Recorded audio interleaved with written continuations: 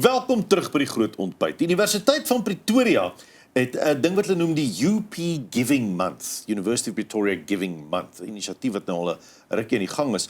En na aanleiding daarvan gaan hulle en die blou bulle, ja, die blou bulle saam span hulle saam. Hulle gaan 'n span maak. Ja, voorspelers, agterspelers.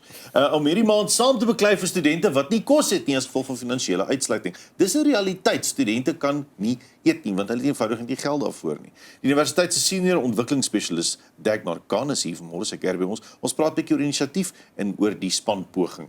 Good morning, Dagmar. Good morning, and thank you for having me. I really appreciate it. Pleasure having you. Let's start with the UP Giving Month initiative. Why was this started? So we identified a need at the University of Pretoria that we find 1 in 3 students are going hungry, which you can imagine is 1 in 3, which is a crazy statistic. At other higher education institutes, you're looking at between 11 to 38% of students facing food insecurity. So because of that, if you're hungry, you can't study. If you can't study, you're not going to graduate. Yeah. So we thought we needed to tackle this in partnership with the Vodacom Bulls, who feel that it's an initiative that's near and dear to their heart. And this initiative, the Giving Month initiative, it's been going for a while now. Eh? That's correct.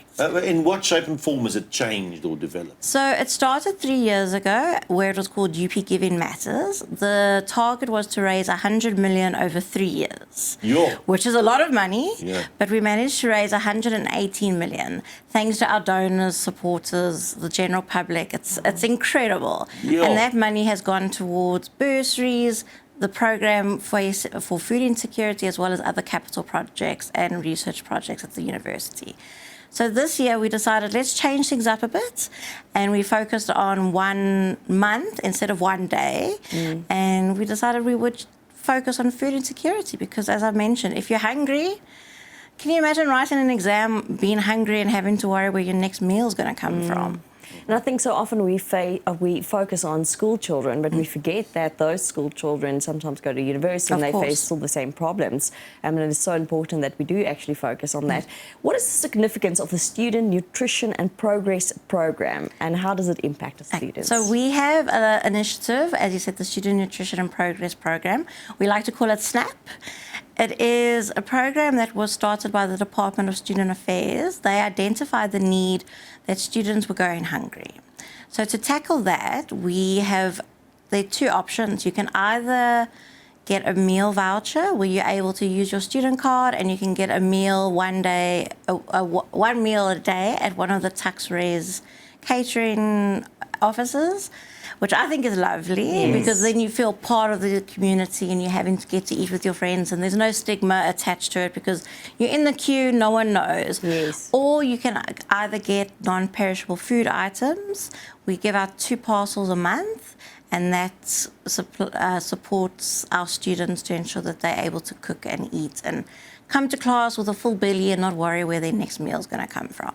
Wow. This campaign also supports you call it the missing middle, students in the missing middle. Explain that to us. So we have a very unique situation in South Africa. We have government funding called NSFAS, which I'm sure you're all familiar with. However, the cap for that is you have to have a household income of less than 350,000 Rand per annum.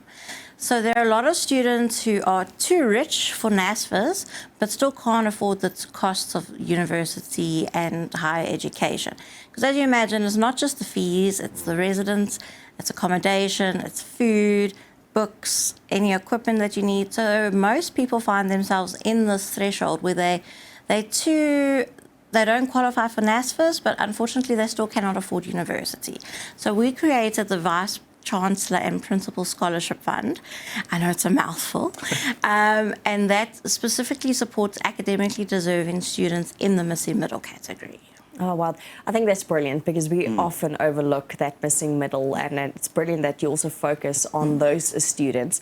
The link between nutrition, academics, performance, can you give us some real-life examples? So the United Nations has Sustainable Development Goals. So the goal to zero hunger is what we're tackling with the SNAP program. And the goal 4 is quality education, which we're tackling with the Vice Chancellor and Principal Scholarship Fund. So we have students who come come to the SNAP offices in the Department of Student Affairs and they request food. And as you can imagine, they come there hungry with just sorrow in their eyes. And then you're able to give them a food parcel or some toiletries even. And it just makes such an impact in their lives that they're actually able to go on and make a difference. I have an example of a student who said to me, he's an alumni now working as an analyst. He completed his BCom in financial management. He said he had 10 rand to his name. He went to Dr. Jarrison, who's the Deputy Dean of Students at the University of Pretoria, and said, look, I have no food, exams are coming up, what do I do? So SNAP provided him with food, and he was able to focus, study, get his degree, and now he's contributing back to the program on a monthly basis.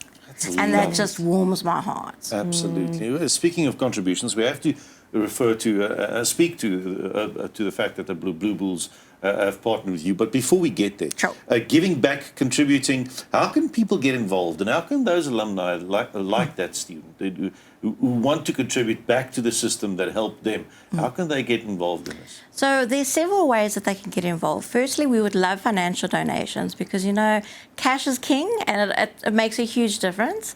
If they would like to donate, they're welcome to go to the university's website. It's www.up.ac.za. Click on the Giving to UP tab and follow the instructions there. Otherwise, if you would like to bring us non-perishable food items, you can drop them off at Loftus Stadium. There's a big box in the reception area, and they will bring the food along to our food packathon that's taking place next week, Wednesday. If they would like to get involved by donating and come into the packathon and donating their time, they're welcome to go back to the university's website and then register to be a volunteer at our packathon. And the Vodacom Bulls and the Suzu Bulls Daisies will be present with the mascot whose name I believe is Billicky. Yes. I'm not a rugby great person, but it should be a very exciting day.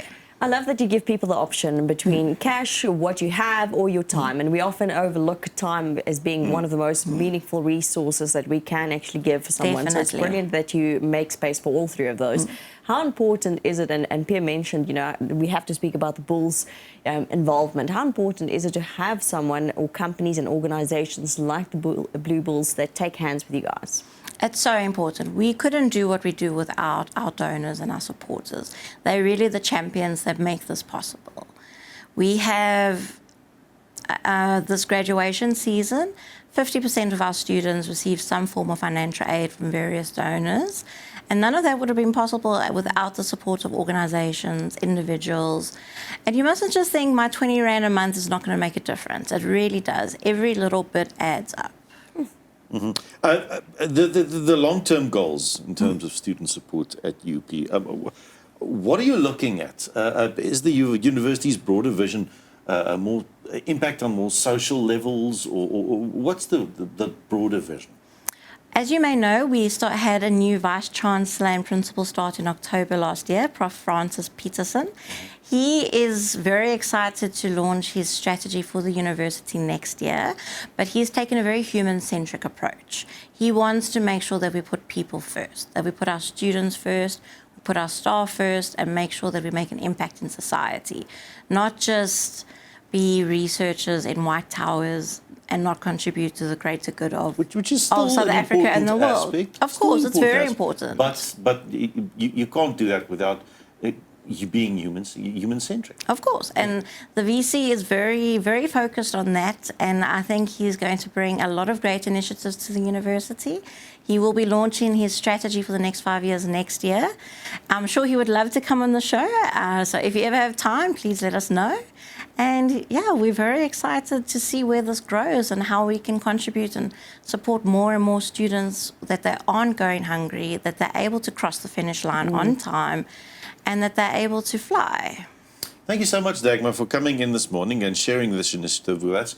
I think it's something that everyone can get behind, especially the alumni Definitely. of UP. And it's great to know that the money's going to the right place. Of course. And where it's really needed. Thank you so much for your time this morning. And thank you so much for having me. I really appreciate it. Ja, dis die Universiteit van Pretoria se Giving Month inisiatief wat nou gebeur hierdie maand. Ja, as ons terugkom na die advertensiebreek, dan gesels ons in kombuis met Chef Renate van der Berg Lord.